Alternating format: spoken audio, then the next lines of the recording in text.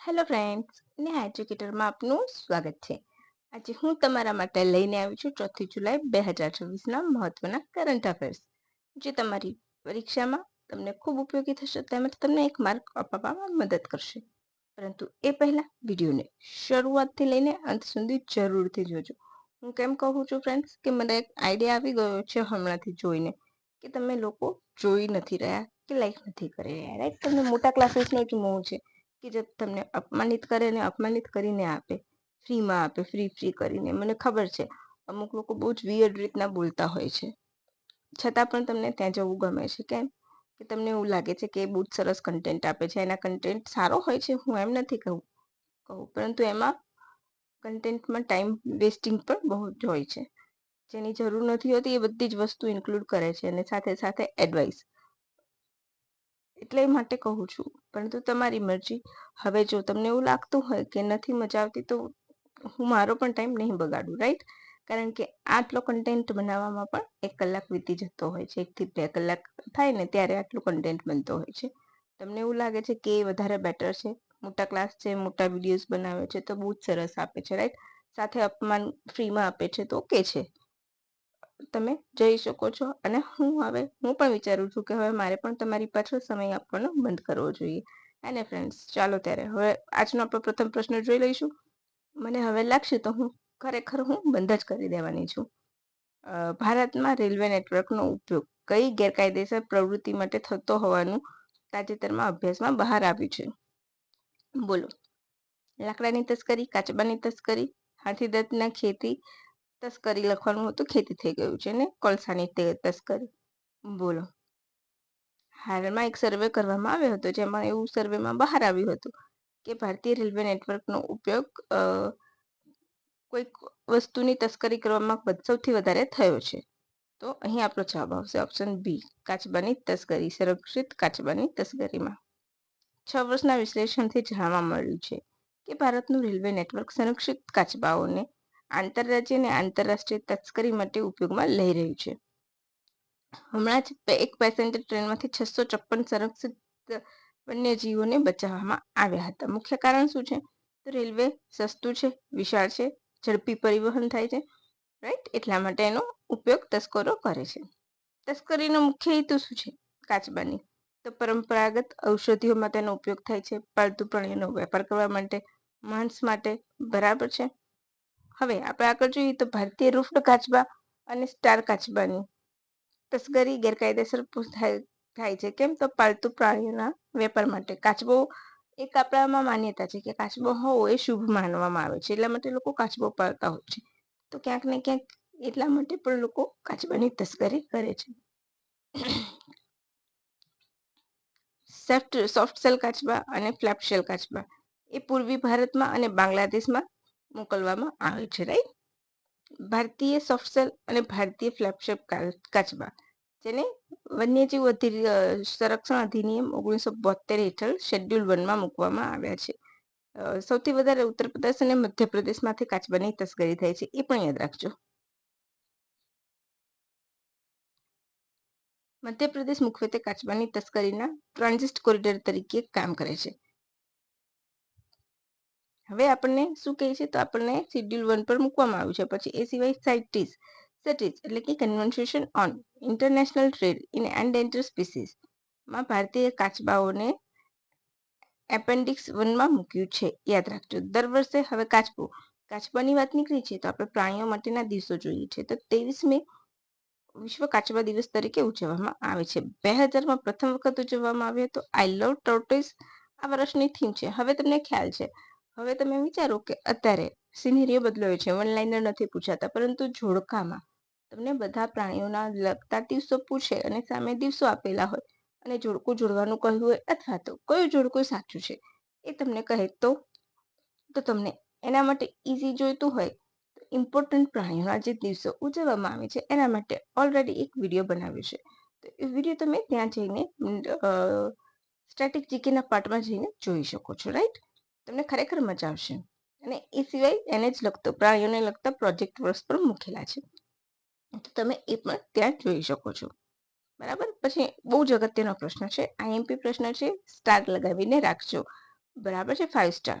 Suman roadmap 2030 કયા મંત્રાલય દ્વારા લોન્ચ કરવામાં આવ્યું છે? ઓપ્શન એ આરોગ્ય અને પરિવાર કલ્યાણ મંત્રાલય, ઓપ્શન બી મહિલા અને બાળ વિકાસ મંત્રાલય, ઓપ્શન સી આયુષ મંત્રાલય, ઓપ્શન ડી ગૃહ મંત્રાલય. બોલો. તો અહીં આપણો જવાબ આવશે ઓપ્શન એ આરોગ્ય અને પરિવાર કલ્યાણ મંત્રાલય દ્વારા સુમન રોડમેપ 2030 લોન્ચ કરવામાં આવ્યું છે. સુમન તો આપણે જોઈશું પહેલા તો એક ક્લિયર થઈ ગયું કે સુમન રોડમેપ કોના દ્વારા લોન્ચ કરાયો તો આરોગ્ય અને પરિવાર કલ્યાણ મંત્રાલય. સેકન્ડ પોઈન્ટ સુમનનું પૂરું નામ જોઈશું. સુરક્ષિત માતૃત્વ આશ્વાસન. બરાબર, સુરક્ષિત માતૃત્વ આશ્વાસન એનું નામ છે. બરાબર છે. આરોગ્ય અને પરિવાર કલ્યાણ મંત્રી જેપી નડ્ડાએ હમણાં જ લોન્ચ કર્યું છે. શેનો હેતુ છે તો તમને અહીંયાથી જ જવાબ મળશે 2030. તો 2030 છે પણ 2030માં શું હેતુ છે તો MMR એટલે કે marital mortality rate, maternal mortality rate, maternal mortality rate આ પ્રશ્ન પૂછાયેલો છે. ને પ્રતિ 1 લાખ જીવંત જન્મે 70 થી નીચે એટલે કે જે બે આંકડાનો છે ને એમાંથી એક આંકડા લઈ જવાનો રેશિયો નાખ્યો છે, રાઈટ. જો નિયોનાટલ મોર્ટાલિટી રેટ અને ઇન્ફન્ટ મોર્ટાલિટી રેટમાં વધુ ઘટાડો કરવાનો છે. એટલે કે જન્મજાત બાળકનું જે મૃત્યુ થાય છે એમાં પણ ઘટાડો કરવાનો છે. હવે મેરિટલ નહીં,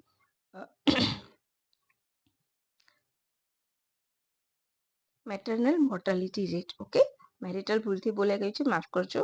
મેટર્નલ મોર્ટાલિટી રેટ કાં તો રેશિયો તમે કહી શકો છો. એટલે કે કેવું ખબર છે, 1 લાખ બાળકોએ જે જીવતા બાળકોની સંખ્યા મોટા ભાગના ભારતમાં શું છે તો ઘણા બધા બાળકો મૃત્યુ પામે છે ને એ આંકડો બીજા દેશ કરતા મૃત્યુ છે. નવજાત શિશુનું મૃત્યુ એક સમસ્યા છે.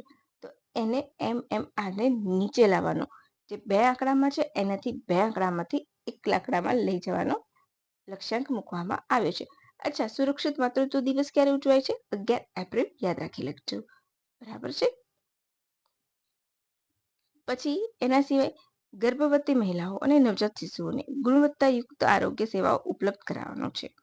હવે આપણે જોઈએ એના મેઇન ફીચર્સ શું છે, રાઈટ. તો ગર્ભધારણ પહેલાથી લઈને પ્રસૂતિ પછી લાઈફ સાયકલ એપ્રોચ રાખો.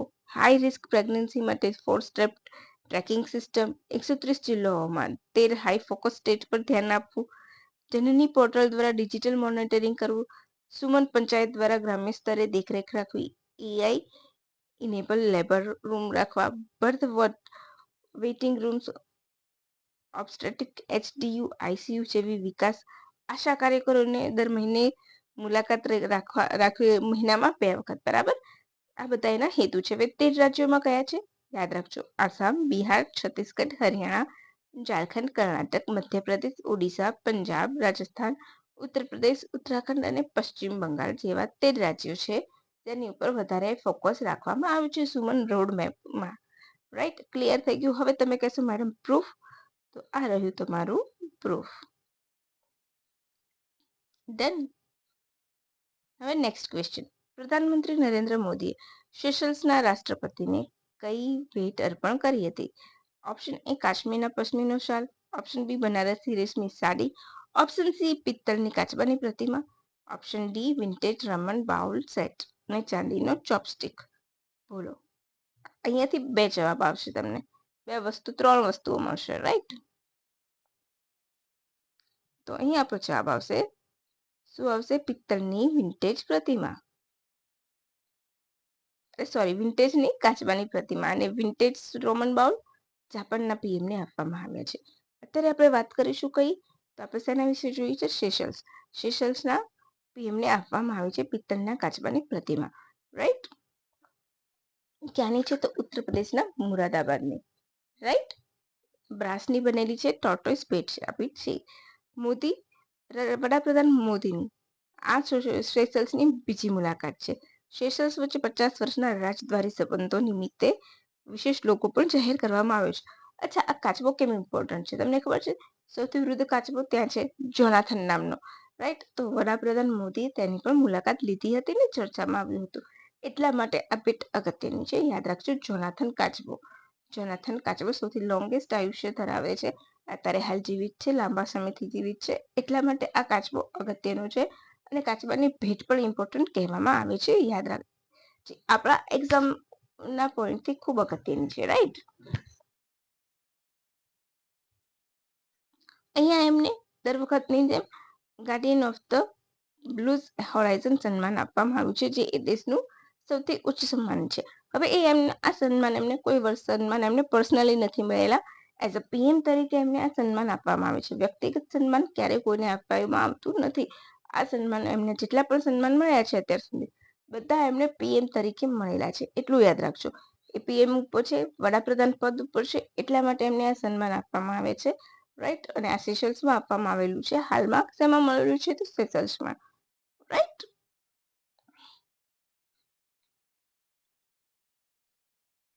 આ સન્માન સમુદ્રી સંરક્ષણ, પર્યાવરણ, જળવાયુ પરિવર્તન ક્ષેત્રે યોગદાન બદલ આપવામાં આવે છે, રાઈટ. તેની એસેમ્બલીને સંબોધનાર પ્રથમ ભારતીય પીએમ પણ બન્યા છે. હવે મુખ્ય 9 કરાર યાદ રાખજો.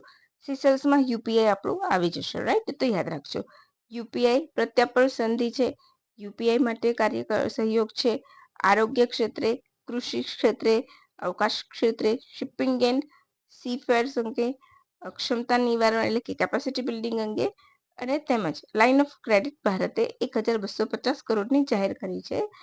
બરાબર છે, એટલું યાદ રાખવાનું છે.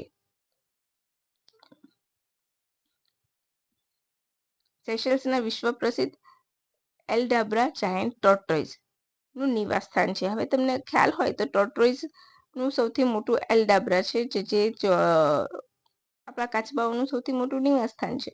જેમ કે આપણે અહીંયા ઋષિકુલ્યા બીચ ઉપર રીડલે ટર્ટલ્સ આવે છે, રાઈટ. ઓલિવ રીડલે ટર્ટલ્સ માસ નેસ્ટિંગ માટે આવે છે. અહીંયા સૌથી વધારે કાચબા જોવા મળે છે. અહીંયા રહેઠાણ હોય છે, કુદરતી નિવાસ સ્થાન છે, હેબિટેટ છે, વોટ એવર સમજી જજો, બરાબર. હવે સેશલ્સ તો કેવો છે? તો હિન્દ મહાસાગર વચ્ચે આવેલ આફ્રિકન ટાપુ દેશ છે, જેની રાજધાની વિક્ટોરિયા છે. શેની નહીં, પણ તેની રાજધાની વિક્ટોરિયા છે, રાઈટ. સાગર અને મહાસાગર વિઝન માટે મહત્વપૂર્ણ ભાગીદાર કહેવામાં આવે છે. હિન્દ સાગરનું પ્રવેશ દ્વાર કહેવાય છે, એટલા માટે અગત્યનું કહેવામાં આવે છે. એ સિવાય એમને શું આપવામાં આવ્યું છે? તો સંરક્ષણ વિકાસ સહયોગ હેઠળ પીએસ એલઈએસ પીડબ્લ્યુએઆર ભારતમાં નિર્મિત ફાસ્ટ પેટ્રોલ વ્હીકલ પણ આપવામાં આવ્યું છે એઝ અ ગિફ્ટ તરીકે. ઓકે. હવે અગત્યનો પ્રશ્ન, દર વર્ષે વન મહોત્સવ ક્યારે ઉજવવામાં આવે છે? 1 જુલાઈથી 7 જુલાઈ, 1 જુલાઈથી 15 જુલાઈ, 7 જુલાઈથી 15 જુલાઈ, 3 જુલાઈથી 31 જુલાઈ. બોલો. તો અહીંયા પણ આપણો જવાબ આવશે ઓપ્શન એ. 1 જુલાઈથી 7 જુલાઈ વન મહોત્સવ ઉજવવામાં આવે છે. 1950માં એ વખતેના કૃષિ મંત્રી અને ખાદ્ય મંત્રી કન્હૈયાલાલ મુનશી દ્વારા આ દિવસ ઉજવવાની શરૂઆત કરવામાં આવી હતી, રાઈટ. અને 1 જુલાઈથી 7 જુલાઈ સુધી દર વર્ષે ઉજવવામાં આવે છે. ગુજરાતમાં ક્યારે શરૂ થયો તો વન મહોત્સવ? 2004માં. અને ત્યારથી સાંસ્કૃતિક વન બનાવવાની પરંપરા ચાલે છે. ગુજરાતનું પ્રથમ સાંસ્કૃતિક વન કયું હતું? પુનિત વન હતું, જે 2004માં બનેલું છે. હવે એ સિવાય ગુજરાતમાં 24 સાંસ્કૃતિક વન આવેલા છે, રાઈટ. અત્યારે પણ નવું વન ટૂંક સમયમાં લોન્ચ થશે, એની તમને માહિતી આપી દઈશું, બરાબર. અચ્છા, આપણે ગુજરાતમાં અમદાવાદમાં વેસ્ટમાંથી બનાવીને કચરામાંની જગ્યા ઉપર એક આખું મસ્ત બનાવવામાં આવ્યું છે. તો ક્યાં બનાવવામાં આવ્યું છે? ઓઢવમાં આવેલું વન છે, તમારે અમદાવાદમાં છે, બરાબર છે. એનું નામ તમારે મને કમેન્ટ બોક્સમાં કમેન્ટ કરવાનું છે. પછી આ વર્ષની થીમ શું છે? એની eco friendly activities for a greener tomorrow, એ એની થીમ છે. શેની? તો વન મહોત્સવની, right. Eco friendly alternatives for a greener tomorrow, આવતીકાલને ગ્રીન બનાવવા માટે, રાઈટ. 1 મિનિટ, હું શું ખોટું મેં કરાવી દીધું. યસ, ઓકે, હા. ગાંધીનગરમાં પુનિત વન સ્થાપવામાં આવ્યું છે. તો અને ગુજરાતમાં કેટલા પુનિત વન બની ગયા છે અત્યાર સુધીમાં? યાદ રાખજો, 24 છે, રાઈટ. જે લોન્ચ થશે ને એટલે તમને હું માહિતી આપીશ. અલગ અલગ વનનું તમારે જોડકું જોઈતું હોય, માહિતી જોઈતી હોય વનની, તો મને કમેન્ટ બોક્સમાં કમેન્ટ કરજો. મે બી કે તમને આગામી એક્ઝામમાં જોડકા તરીકે પૂછાય કે આ વન કયા જિલ્લામાં આવેલું છે. તમારે જોઈતી હોય માહિતી તો મને ચોક્કસથી કમેન્ટ કરજો, તો હું તમને માહિતી આપીશ, નહીં તો હું નહીં આપું, રાઈટ. અચ્છા, હવે 3 જુલાઈ ગઈકાલે, તો 3 જુલાઈના રોજ કયો દિવસ ઉજવવામાં આવે છે? તો international plastic bag free day, બરાબર છે. કયો દિવસ ઉજવાય છે? International plastic bag free day ઉજવવામાં આવે છે. આ વર્ષની થીમ શું છે? તો eco friendly alternative for greener tomorrow. Eco friendly alternative for greener tomorrow. હવે અહીંયા હું તમને પ્રૂફ આપવાનું ભૂલી ગઈ છું. એ પ્રૂફ અમને પીડીએફમાં હું એડ કરી દઈશ, રાઈટ. આ તમારું પ્રૂફ, આંતરરાષ્ટ્રીય પ્લાસ્ટિક બેગ મુક્ત દિવસ, રાઈટ. પ્લાસ્ટિકનો કચરો, પ્લાસ્ટિકની થેલી પર્યાવરણ માટે નુકસાનકારક છે, રાઈટ. આ દિવસનો મુખ્ય ઉદ્દેશ શું છે? સિંગલ યુઝ પ્લાસ્ટિક બેગના હાનિકારક પ્રભાવો વિશે લોકોમાં જાગૃતિ લાવવી. ભારત સરકારે 1 જુલાઈ 2022થી સિંગલ યુઝ પ્લાસ્ટિકના ઉત્પાદન પર, આયાત પર, સંગ્રહ પર પ્રતિબંધ મૂકેલો છે, બરાબર છે. આના માટે તમારે આટલું કરવાનું છે. પછી 1 જુલાઈ તો શું હોય છે? International fruits day, GST day, doctor day અને ચાર્ટર્ડ એકાઉન્ટન્ટ ડે, રાઈટ. આટલા દિવસ છે. અચ્છા, ઇન્ટરનેશનલ ફ્રૂટ્સ ડે, તો તમને ખબર છે ફ્રૂટ ઓફ ધ યર કયું છે? તો ફ્રૂટ ઓફ ધ યર ખજૂરને જાહેર કરવામાં આવ્યું છે. અને આ વર્ષની થીમ શું હતી એની? પ્લેનેટ લર્ન એન્ડ સેલિબ્રેટ હતી, બરાબર છે. આ તમારું થીમ. પછી 1 જુલાઈ ભારતમાં જીએસટી લાગુ કરવામાં આવ્યું હતું. એની યાદમાં દર વર્ષે જીએસટી દિવસ ઉજવાય છે. અને આજનો છેલ્લો પ્રશ્ન, ભારત જાપાન વચ્ચે તાજેતરના સહયોગમાં નીચેનામાં કયા ક્ષેત્રને વિશેષ પ્રાધાન્ય આપવામાં આવ્યું છે? ઓપ્શન એ સેમિકન્ડક્ટર અને એઆઈ અને ગ્રીન એનર્જી, બી ક્વોન્ટમ ટેકનોલોજી, સી બાયોગેસ અને ગ્રીન એનિમિયા અને ડી ઉપરોક્ત તમામ. તો તમને ખ્યાલ હશે કે જાપાનની મુલાકાત પીએમ અહીંયા આવ્યા છે 16મી શિખર સંમેલન દરમિયાન. તો અમુક કરાર કરવામાં આવ્યા છે. એમાં કઈ બાબત પર પ્રાધાન્ય આપવામાં આવ્યું છે? આ તમારો જીપીએસસી લેવલનો પ્રશ્ન. તો અહીંયા આવશે ઓપ્શન ડી ઉપરના બધા. ડન. ભારત જાપાનની વાર્ષિક 16મી શિખર સંમેલન દરમિયાન ભારતમાં 1 ટ્રિલિયનના નવા રોકાણની જાહેરાત કરી છે. ઓગસ્ટ 2025થી અત્યાર સુધીમાં બંને દેશો વચ્ચે 120થી વધુ એમઓયુ થયા છે. આ સમિટ ભારતમાં યોજાઈ હતી, રાઈટ. ભારતના પ્રધાનમંત્રી ટકાચાઈની આ પ્રથમ મુલાકાત હતી. આ કરાર special strategic and global partnership હેઠળ કરવામાં આવ્યા છે. એઆઈ, સેમિકન્ડક્ટર, ગ્રીન ઉર્જા, green hydrogen, green anaemia, telecom and automobile ઉત્પાદન, સ્ટીલ અને મેન્યુફેક્ચરિંગ, ડિજિટલ ઇન્ફ્રાસ્ટ્રક્ચર તેમજ બાયોગેસનું ઉત્પાદન માટે કરાર કરવામાં આવ્યા છે. મુખ્ય રોકાણમાં ગુજરાતમાં કંડલા ખાતે ગ્રીન એનિમિયા પ્રોજેક્ટ નખાશે. સેમિકન્ડક્ટર ઉત્પાદન પણ ગુજરાતમાં થશે. મહારાષ્ટ્રમાં ટોયોટાનો નવો પ્લાન્ટ નાખવામાં આવશે. આસામ ખાતે બાયોગેસ પ્લાન્ટ, તેલંગાણામાં એઆઈ અને ક્વોન્ટમ ક્ષેત્રમાં માનવ સંશોધન વિકાસ તેમજ આઈઆઈટી ગુવાહાટી ખાતે સેમિકન્ડક્ટર અને ઇકોસિસ્ટમમાં મહત્વનો પ્રોજેક્ટ માનવામાં આવે છે, બરાબર. આટલા પ્રોજેક્ટ તમારે યાદ રાખવાના છે. આનાથી બાદ તમારું કશું પૂછાશે નહીં. હવે ફ્રેન્ડ્સ, હું ખૂબ મહેનત કરું છું તમારા માટે. તમને એવું નથી લાગતું કે તમારે એક લાઈક આપવી જોઈએ, વિડીયોની લિંક મિત્રો સાથે શેર કરવી જોઈએ? વિડીયોનું પીડીએફ તો તમને ચોક્કસથી મળશે, રાઈટ. આ સિવાય unified complex radio antenna project છે, ભારત જાપાન વચ્ચે ચાલે છે. તો યાદ રાખજો, આ બહુ જ અગત્યનો છે. યુનિકોર્ન, તો unified complex radio antenna programme, unicorn કહે છે એને ટૂંકમાં. પ્રથમ સંયુક્ત સંરક્ષણ સહ વિકાસ એટલે કે ડિફેન્સ કો ડેવલપમેન્ટ પ્રોજેક્ટ છે, એ યાદ રાખજો, બરાબર. હવે અહીંયા આપણું આજનું કરંટ અફેર પૂરું થાય છે. મને એવું લાગશે તો હું ટોટલી બંધ જ કરી દઈશ, કારણ કે મારા માટે તમને ટાઈમ આપો અને તમને વેલ્યુઝ ના હોય ને માણસને કોઈની, તેને આપણે છોડી દેવું જોઈએ, રાઈટ.